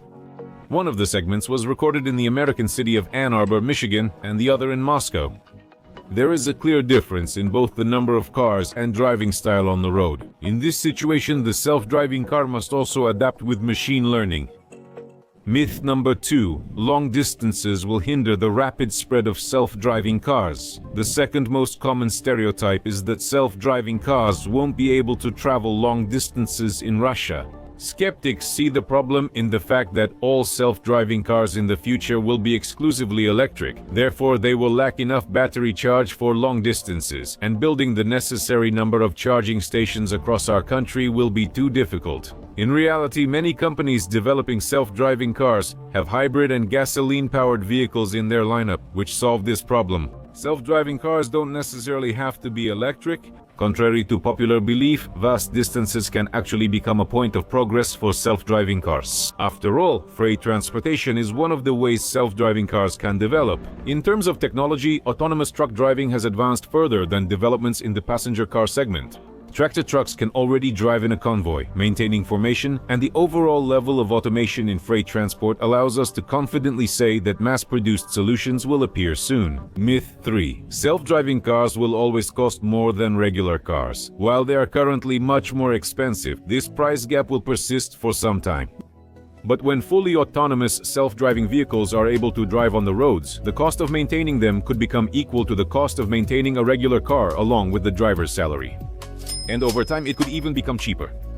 The chief executive officer of the self-driving car developer, John Krafcik, mentioned in an interview how much each of the company's vehicles might cost. If we equip a minivan or an electric L-Play with our sensors and computers, it will cost no more than a moderately equipped Mercedes-Benz S-Class. Myth number 4. Laws will never allow self-driving cars to operate independently. The legality of self-driving vehicles needs its own discussion. Still, more countries, including Russia, the United States of America, Finland, Singapore, and China, are legalizing autonomous cars for regular use. Self-driving cars are legal only in specific regions in some places, while others allow them nationwide. Let's examine this further. For example, this map shows autonomous Singapore. Currently, 1,000 kilometers of roads in the west, 1/10 of all streets, are open for unrestricted self-driving vehicle testing. And by 2022, the government plans to launch regular autonomous bus services in 3 districts of the city. At the same time, the government has organized a retraining program for 100 bus drivers. They were given the opportunity to acquire skills as safety engineers for autonomous vehicles. Unlike large countries, where manufacturers primarily aimed to launch autonomous freight transport and robotaxi services, Singapore focused on driverless public transportation. After all, in a small city-state, there is no need for long-distance travel, and the high building density leaves no room for parking. That's why Singapore discourages ownership of any personal vehicles, both gasoline and electric, through high taxes. At least that's the long-term goal of the 45-minute city program announced by the city. The ability to get from any point A to any point B in Singapore within 45 minutes is expected to become a reality by the year 2040. This is the goal that public drones will serve, and Norway, for example, is already using drones in practice, even if only in the simplest scenarios. Right now, in the country's capital, Oslo, there are 3 short routes where driverless buses are operating in test mode. Their top speed recently rose from 16 to 20 kilometers per hour and will soon increase to 25 kilometers per hour. Another simple scenario where driverless transport is used has been implemented at Oslo Airport. Here, every day, driverless snowplows come on duty to clear snow and ice from the runways. Several driverless trucks operate at mining enterprises in the north of the country. They deliver cargo from the mines to the railway stations and back along a route about 5 kilometers long. And there are also driverless ferries in Norway. They operate regularly in the fjords. Small cargo vessels deliver goods independently in the ports. Let's take a look at 2 more Scandinavian countries, Sweden and Finland. High-quality engineering education and years of work by high-tech giants have created ideal conditions for the development of driverless transport in the Scandinavian countries. The Swedish startup designed a range of unmanned trucks intended for various tasks, from short routes to highway trips. The company spends money but is already earning, though currently from manned electric trucks, not unmanned ones. And the Finnish startup teamed up with a Japanese company to build an unmanned bus, which is currently being tested in the city of Espoo near Helsinki. Unlike other countries where laws do not distinguish between manned and unmanned vehicles, in Sweden there are currently special speed limits for driverless cars. However, they are relatively lenient. Here, these vehicles can accelerate up to 80 kilometers per hour. An operator must be in the cabin, but he doesn't have to touch the steering wheel. In Finland, unmanned vehicle testing is allowed everywhere. No need for special regulations, sites, or areas. The whole country of America has become a testing ground. The main thing you need to know is that the United States did not sign the Vienna Convention on Road Traffic of the year 1968. This is the very convention that requires the driver to be inside the car while it's moving and which blocks the testing of driverless vehicles. In many countries, daily life is different because the United States never committed to such rules, so it can now deploy driverless vehicles on its roads, which is happening now. Some states already permit driverless cars to operate without an engineer on board. A significant portion of the world's news about the creation and testing of driverless vehicles comes specifically from the United States. Over 1,000 driverless cars are being tested here, and the first robotaxi services are launching. You can find autonomous vehicles from top global developers, including spin-offs from Chinese companies and Russia's Yandex, on roads in various states. And the number of American startups in this field has already surpassed 100. In California alone, in 2019, nearly 700 autonomous vehicles from Waymo, General Motors Cruise, Chinese companies Baidu AutoX, Pony Artificial Intelligence V-Ride, and many other companies were being tested. 5 manufacturers have permission to conduct tests in the state without a safety driver. These are Waymo, Nuro, JM Cruise, Zoox, and AutoX. Self-driving taxi services are a separate story. Currently, only the United States has a public commercial service running fully autonomously without a safety driver. Inside a robotaxi in the suburbs of Phoenix, South Korea. Here, smart roads are a national project. In addition to mapping, the authorities plan to provide wireless communication between vehicles and the roadside along the entire route, an integrated traffic management system to prevent accidents, and to remove legal restrictions on the use of driverless vehicles.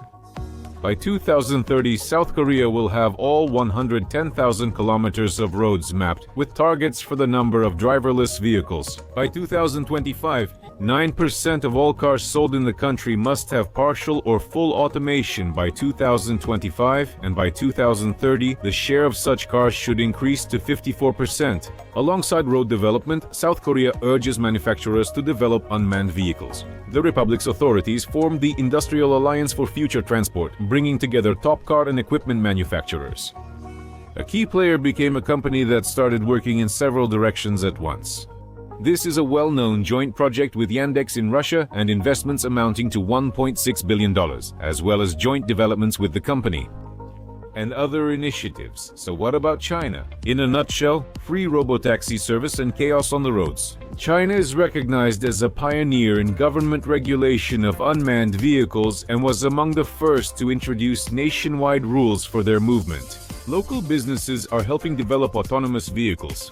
For example, Baidu, the largest search engine, unveiled a prototype car at its annual conference without a designated driver's seat. The concept was an autonomous capsule with gull-wing doors and a large screen, a multimedia system in place of the traditional dashboard and controls. Instead of a driver, the latest Kunlun 2 chip equipped with artificial intelligence is responsible for control. In total, there are more than 30 companies in China developing unmanned vehicles. And the coronavirus didn't stop them. Just in the first months of 2020, at least 10 Chinese startups received new rounds of funding.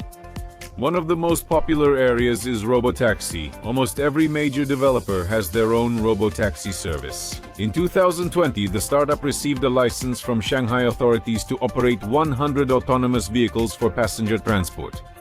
At first, there must definitely be an operator in such vehicles, but he is not required to drive the car. It's enough for him to simply be present. The service is currently in test mode, and rides are free by order of the Shanghai City Administration. China also interests developers because local traffic is different from that in Europe and America. There are many more pedestrians and motorcycles on the roads here.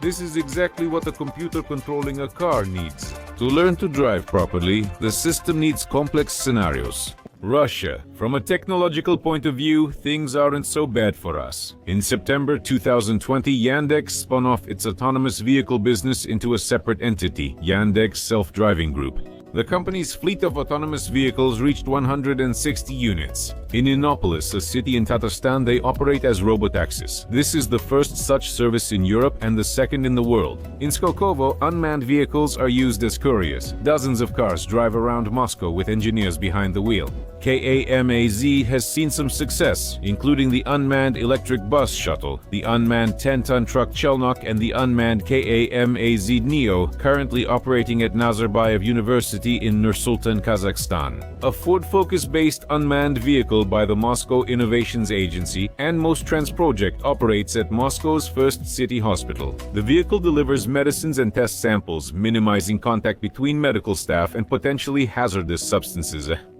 Unmanned snow removal mini-tractors Agrobot have operated in Russia since winter 2018. As for the legislation, everything is still, as they say, in progress. For example, the Ministry of Transport and the Digital Transport and Logistics Association are developing an application to establish unmanned logistics corridors under experimental legal regimes. The project, approved by the Russian government as digital sandboxes, will allow test runs of unmanned trucks on sections of the M11 Neva highway as soon as 2022.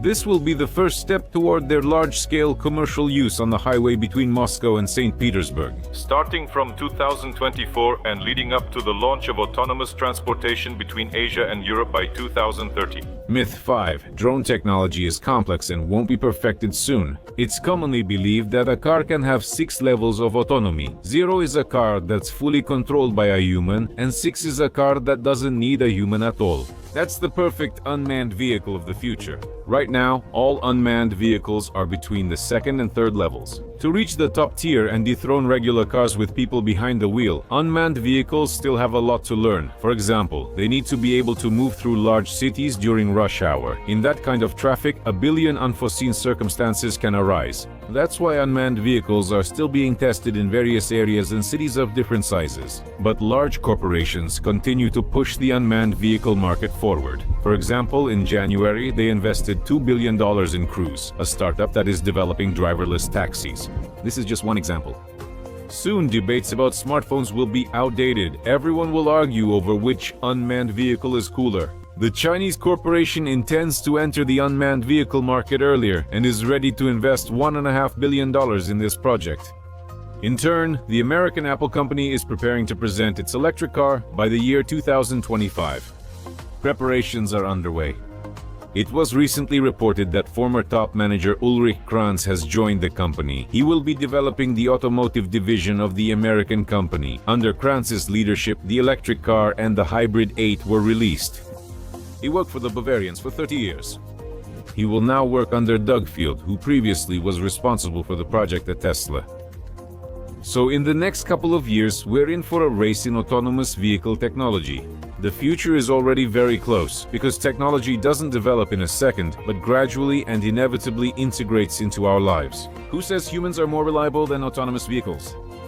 An autonomous car has no emotions, no stress, no blind spots or tunnel vision. For example, a person might focus on the side mirror and miss what's happening right in front of the hood.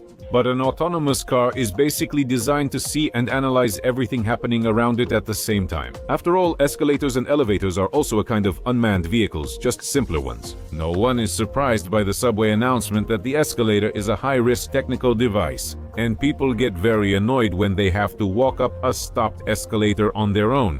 A significant presence of self-driving cars can impact driving culture, as people's driving style depends on their environment. If aggressive driving is common in a city, breaking the rules and driving 20 over the speed limit becomes the norm. But remember, if you've ever been in a city where speeding is not common, for example when you travel to Belarus or Finland, very quickly the calm driving style in a new place becomes a habit and a city dweller adapts to it. Robot drivers who follow the rules can help create such an environment. So in a couple of years, a driverless taxi without a driver might become quite common. The main thing is that the smart driverless vehicle doesn't forget to get insurance. Maybe in about 10 years you'll be able to buy a driverless car at a dealership and tell it, "Take me home," but not before then. In the 2010s, the main focus of the Chinese was copying expensive brands. Here are some of the most scandalous and well-known examples. XM, which completely copied the English Range Rover, Le Fan 320, which looks exactly like the Mini Cooper, or also the Zoti SR9 in style. As of 2021, what is the status of concepts in the Chinese market? First, let me introduce to you the electric sports car. The battery packs are positioned on the sides of the car for better weight distribution, and a large diffuser replaces the floor to enhance aerodynamics. Each wheel is equipped with its own electric motor and gearbox, which altogether helps deliver a total power output of 1,360 horsepower. The car weighs a couple of 100 kilograms less than the same model, so it has outstanding acceleration dynamics, 2.7 seconds to reach 100 kilometers per hour. These characteristics helped it become the champion among electric sports cars on the famous Nürburgring track. The next in this category was, which by its appearance alone makes it clear that it was designed by Italians. Incredible Lamborghini-style lines and a centrally positioned driver. 4 electric motors with a total output of 1,305 horsepower. In acceleration to 100 kilometers per hour, 4 electric motors with a total output of 1,305 horsepower. This race car beats its competitor by reaching 100 kilometers per hour in just 2.5 seconds. At the same time, the electric motors also have a considerable range, 1,170 kilometers with a full fuel tank. Another successful project, this time supported by Europeans, especially the Spanish, was the hypercar. The body is an aerodynamic monocoque, and the race car is available in 2 configurations. The road coupe has 4 electric motors with a peak power of 1,632 horsepower. while the racing version features a huge rear wing and 6 electric motors, which together produce 1,020 horsepower and twice as much Newton torque. This model accelerates to 100 in 2.6 seconds, which is slightly less dynamic than the previous kart. And we'll finish our review of Chinese hypercars with the most unexpected model, Hongqi S9. In general, the company Hongqi is known for its super luxurious sedans for Chinese officials, government members, basically what you might call dignitary cars. But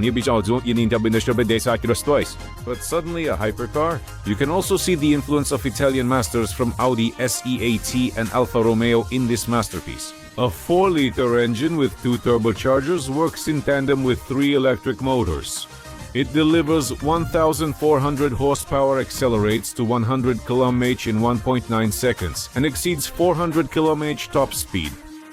It appears cooler and stronger than competitors, but as usual, there's a catch. The electric-only range is 40 kilometers. Of course, all these hypercars are clearly not for ordinary people, but there's good news even for residents of rural China. For example, the NIO ES6 and ES8. Of course, these NIOS are not for mass production. This is still just a statement of grand intentions in this regard. An aluminum electric crossover with 600 horsepower and acceleration to 105 seconds. But the most interesting feature in this model is the removable batteries, which are charged outside the car itself. And here's another crossover, the second generation Bitten, which not only became a great competitor for NIO, but also reached the mass consumer with its design. But the Chinese were once again helped by the Italians. The 4.3 badge just refers to the 0-100 km/h acceleration time. This crossover is available in electric, hybrid, and gasoline versions, each with different prices and specs. And the most powerful hybrid version produces almost 450 horsepower in total. However, the Chinese still have a love for copying, or let's say it has just transformed a bit. Here are a couple of examples. ORA is a subsidiary company that introduced its cat-themed electric car concept, which vaguely resembles something between a Porsche Panamera and a Volkswagen Beetle. And inside the cabin, you'll find nothing other than artificial intelligence. Another model from ORA, this time with a name that frankly resembles a 4-door version of the Volkswagen Beetle with a hint of Mini Cooper influence. Even though this is a concept from 2021, it's clearly inspired by nostalgic influences from the past. The car looks extremely old school and truly resembles a retro car. What makes it modern is its electric motor and a cabin full of electronics. Now let's move on to the Koreans.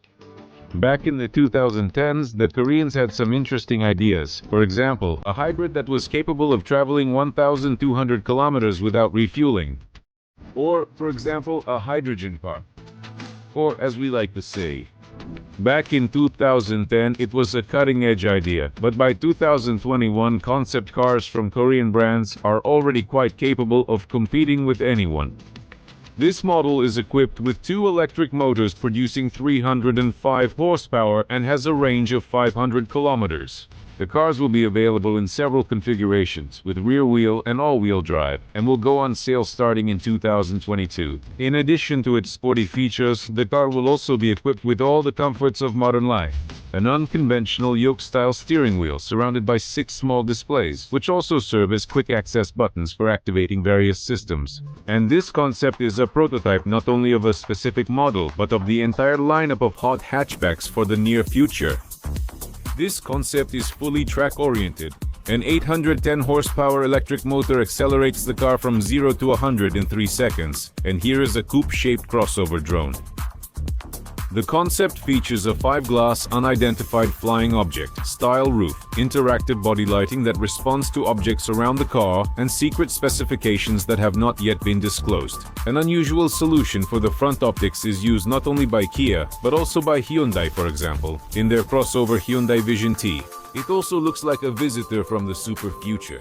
Rough lines, sharply defined wheel arches, and unusual headlights. Koreans are also experimenting with unusual car shapes, such as trucks. The company Hyundai presented the Neptune concept truck. The prototype is a semi-autonomous highway tractor powered by hydrogen. As the Korean designers say, they drew inspiration for this concept from trains of the 1930s.